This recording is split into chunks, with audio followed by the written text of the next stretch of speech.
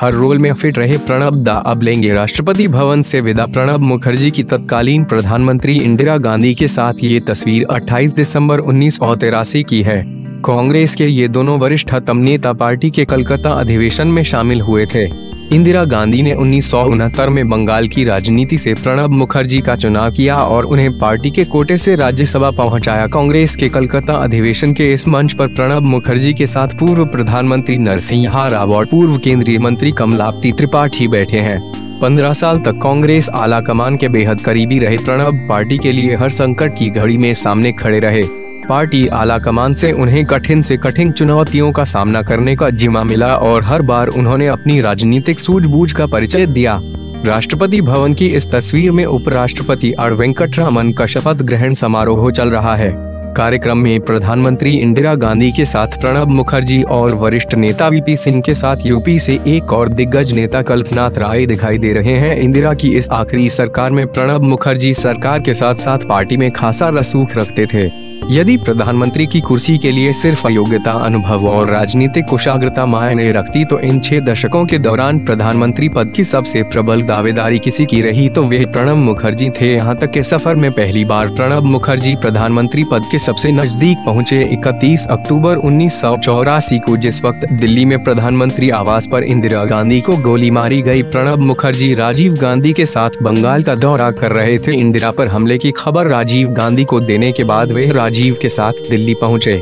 दिल्ली पहुंचते ही राजीव गांधी को सर्वसम्मति से प्रधानमंत्री पद और गोपनीयता की शपथ दिलाने का प्रस्ताव आया और खुद प्रणब मुखर्जी को इस प्रस्ताव को आगे बढ़ाने की जिम्मेदारी दी गई। 1984 में राजीव गांधी प्रधानमंत्री बने और प्रणब उनके सबसे बड़े मंत्री।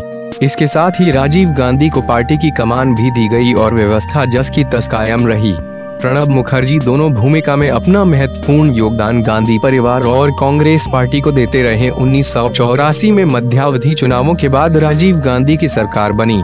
उनकी कैबिनेट लिस्ट में प्रणब मुखर्जी का नाम नहीं शामिल किया गया। मार्च 1985 में राजीव ने प्रणब को पश्चिम बंगाल कांग्रेस की जिम्मेदारी दी, लेकिन सितंबर 1985 में उनसे यह जिम्मेदारी छीनते हुए प्रियरंजन दास मुंशी को कार्यभार दे दिया गया। गांधी परिवार के लिए कांग्रेस को सुरक्षित करने का सबसे बड़ा मौका प्रणब मुखर्जी के लिए तब आया जब राजीव गांधी की मौत के बाद हुए चुनाव में नरसिम्हा राव प्रधानमंत्री बने।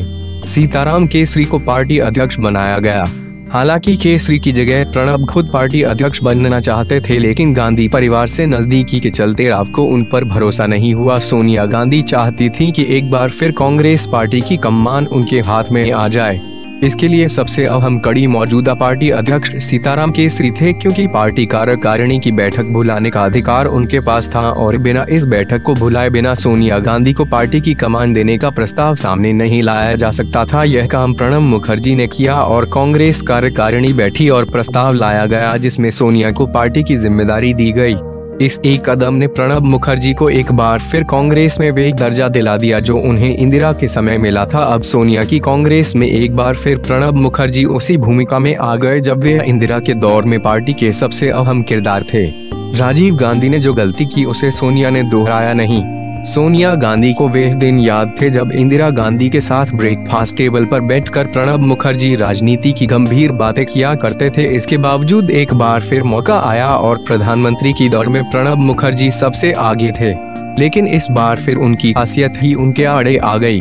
इस बार मौका कभी उनके जूनियर रहे मनमोहन सिंह को मिल गया। अब तक शायद प्रणब मुखर्जी को यकीन हो गया कि देश की सबसे ताकतवर कुर्सी पर उनका नाम नहीं लिखा जा सकता, लेकिन अपनी बाकी खूबियों के चलते वे लगातार कांग्रेस में वही भूमिका अदा करते रहे जिसके लिए दशकों पहले इंदिरा गांधी ने उन्हें पार्टी के टिकट से राज्यसभा पहुंचाया था। प्रणब मुखर्जी का नाम सोनिया गांधी ने राष्ट्रपति पद के लिए आगे बढ़ाया। इस पेशकश के साथ कोशिश की गई कि प्रणब मुखर्जी को राजनीति में शीर्ष पद पर न बैठ पाने का मलाल न रहे। अब प्रणब मुखर्जी अपने 6 दशक लंबे राजनीतिक सफर को पूरा कर रिटायरमेंट को गले लगाने जा रहे हैं। हाल में लिखी अपनी मेमोयर में प्रणब साफ कर चुके हैं कि उनके हिसाब से अब तक देश का सबसे बेहतर प्रधानमंत्री कोई और नहीं, इंदिरा गांधी है।